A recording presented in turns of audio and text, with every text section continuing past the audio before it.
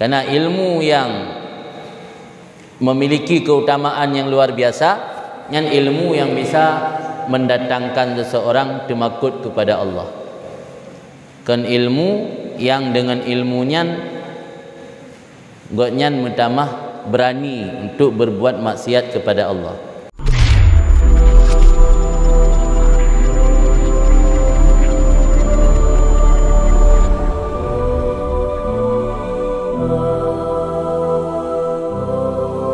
Bismillahirrahmanirrahim. Matan daripada syarah, berkata Syekh Nawawi Al-Bantani dengan nama Allah yang Maha Pengasih lagi Maha Penyayang. Kemudian dilanjutkan dengan puja kepada Allah. Alhamdulillahilladzi ja'alal ilma arfa'a sifatil kamaliyah. Segala puja bagi Allah yang telah menjadikan ilmu arfa'a sifatil kamaliyah, akan setinggi-tinggi sifat kesempurnaan.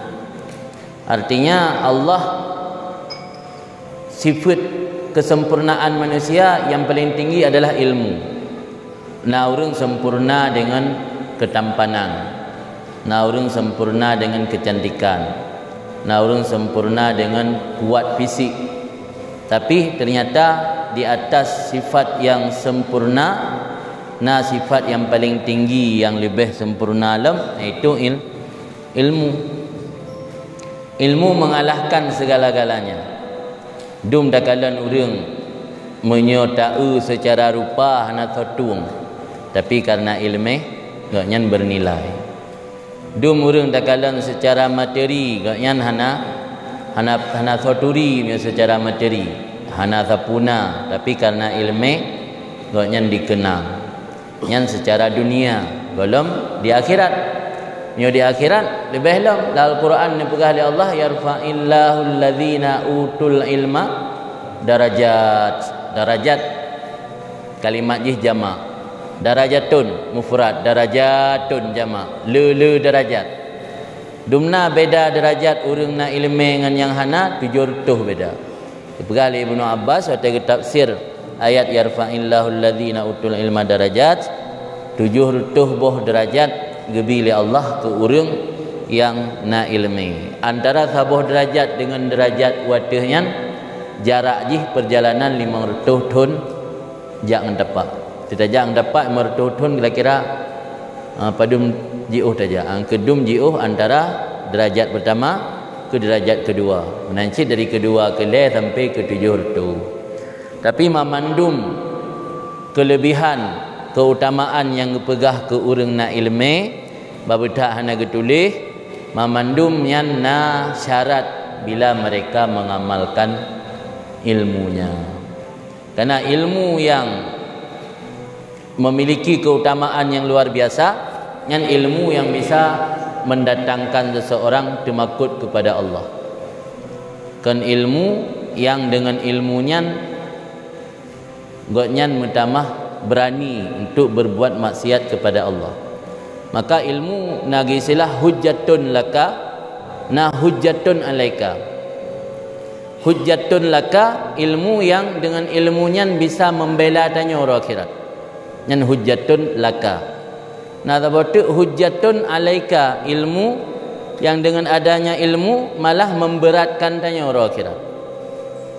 Artinya dia tanya hana ilmu ada buat perbuatan salah hana mengganda, tapi mio ngena ilmu ada buat perbuatan salah maksiat kepada Allah balasan berganda, double, malah kan double kadang-kadang lebih. Maka dari seginya god urang hana ilmu, sebab mio na ilmu nya hana bisa mengantarkan dayo semakin takut kepada Allah, berarti ilmu hana bermanfaat. Jadi kerana nama urang asai kana ilmu mendapatkan fadilah 700 derajat. Hana. Sebab ilmunya bisa menjadi salah satu penyebab sira manusia merasa tertipu.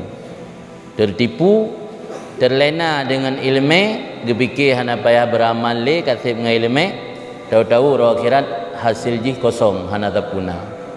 Maka ilmu yang gepegah truk tujuh boh derajat gebi li Allah beda dengan orang lain yang ilmu orang yang mengamalkan. Maka dalam ayat lain Allah nekun innama yakhsyallah min ibadihi al ulama, yang dimaksud ke Allah daripada hamba-hamba Allah itu ulama. Artinya ulama al-amilin, ulama yang mengamalkan ilmu. Nasyid ulama hanya mengamalkan ilmu, ibarat lilin memberi cahaya kepada orang lain tapi membakar diri sendiri.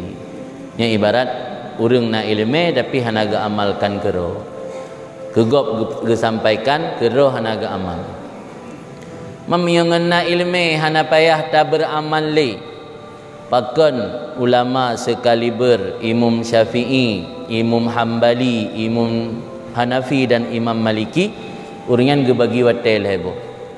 Padahal siapa Imam Syafi'i? Imam Syafi'i ulama pertama yang menulis kitab usul fikih, yang dengan adanya kitab usul fikih mudah untuk mengistimbat hukum-hukum fikih.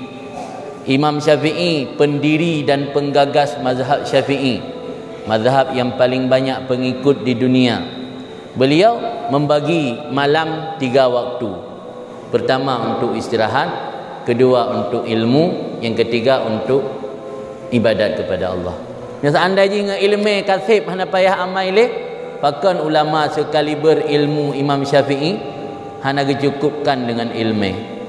Tapi uringan gebagi wate na wate untuk beribadat kepada Allah.